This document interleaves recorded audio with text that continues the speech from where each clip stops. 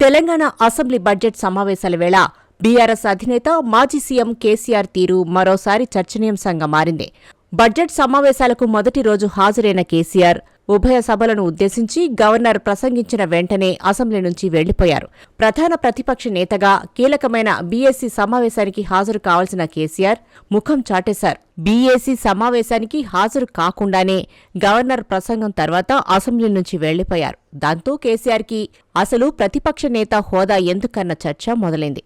అధికారం ఉన్నా లేకున్నా మాజీ ముఖ్యమంత్రి కేసీఆర్ బాధ్యత లేని నాయకుడిగానే వ్యవహరిస్తున్నారు.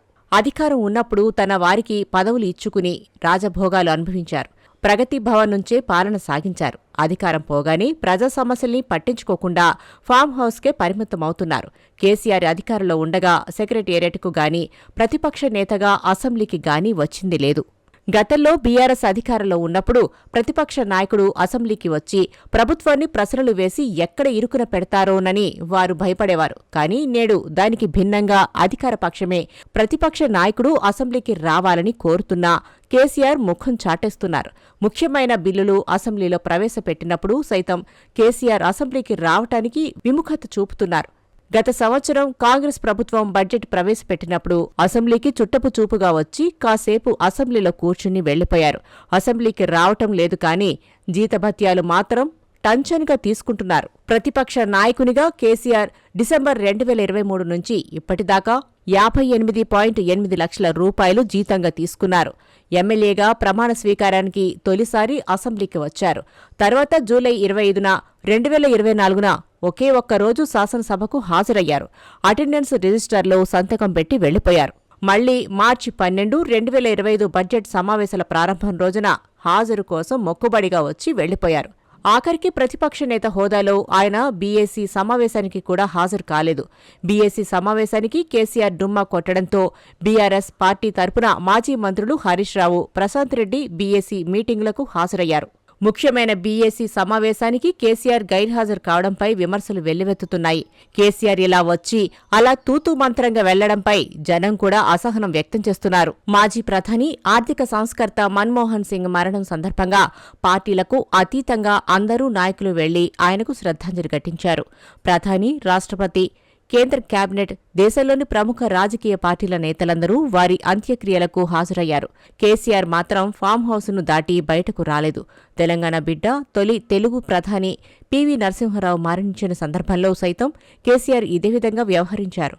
అప్పుడు కేంద్ర మంత్రి అయిన కేసీఆర్ పివి అంత్యక్రియలకు హాజరు కాలేదు.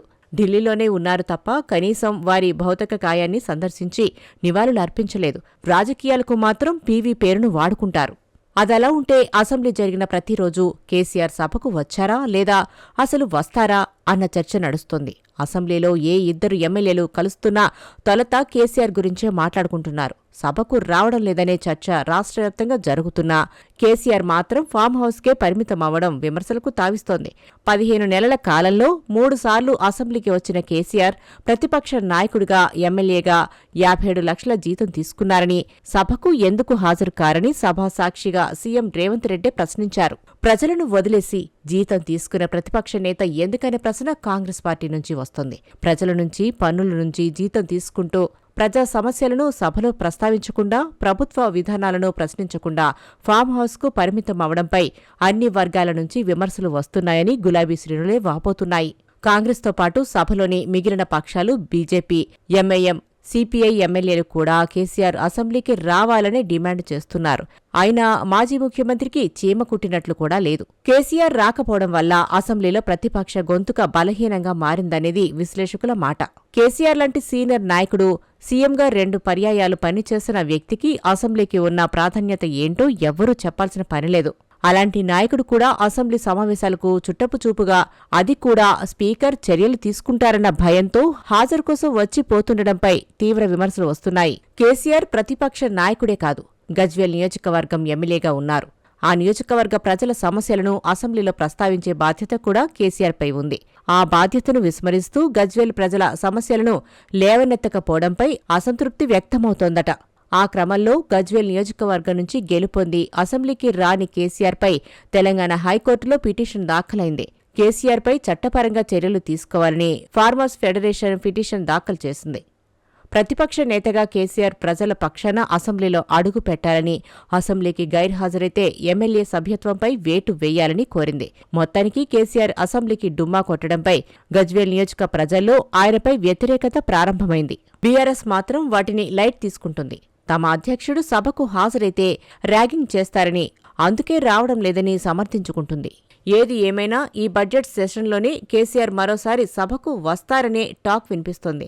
గవర్నర్ ప్రసంగం రోజు సభకు వచ్చినా అది టెక్నికల్గా హాజరు కిందకు రాకపోవడంతో అనర్హత వేటు తప్పించుకోవడానికి కేసీఆర్ మరోసారి సభకు వస్తారనే చర్చ నడుస్తోంది. ఈ నెల 19న ఆర్థిక మంత్రిగా డిప్యూటీ సీఎం భట్టి విక్రమార్క సభలో బడ్జెట్ ప్రవేశపెట్టబోతున్నారు. బడ్జెట్ ప్రవేశపెట్టే రోజున కేసీఆర్ సభకు వస్తారనే సంకేతాలు బీఆర్ఎస్ నుంచి వస్తున్నాయి.